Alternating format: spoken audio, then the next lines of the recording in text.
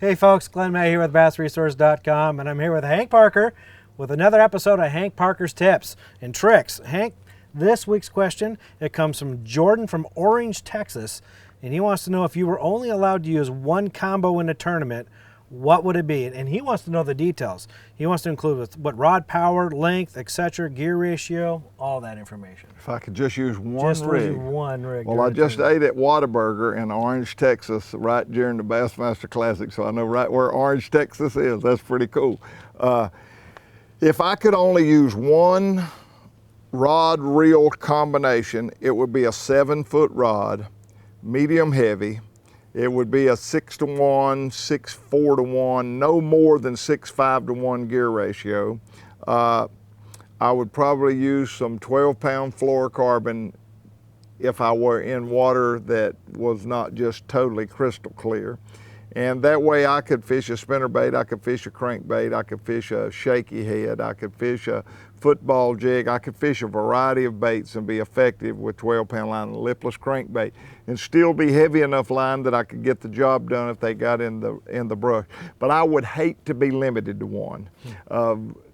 Being versatile is a big part of being successful as a fisherman. When we fished the Bassmaster Classic in the early years, we were only allowed 5 rods and reels.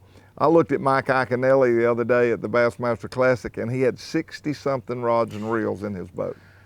I couldn't find what I was looking for if I had that many, but I always have 15 or 16, so to limit to 5 was tough, and now you're making me limit to 1. That is really tough, but it would be as I described and for those reasons. So that's sort of your all-purpose, all-terrain vehicle, basically Swiss Army knife for rods. Yeah, you could get by doing anything with 12-pound fluoro, and I use Berkeley Trialing 100% fluorocarbon, tougher than nails, so I can get by with throwing spinnerbaits, buzzbaits, topwater, shaky heads. It's small enough in diameter I can throw a shaky head or a football jig, whatever I needed. I could be versatile enough with that 7-foot medium heavy.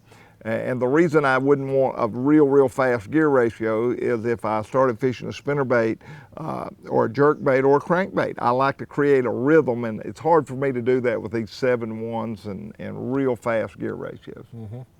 Well, great answer, Hank. Jordan, I hope that does answer your question. For more tips and tricks, be sure to visit hankparker.com. And if you want to be notified the next time we post Hank's tips, subscribe to our channel. Until then, have a great day.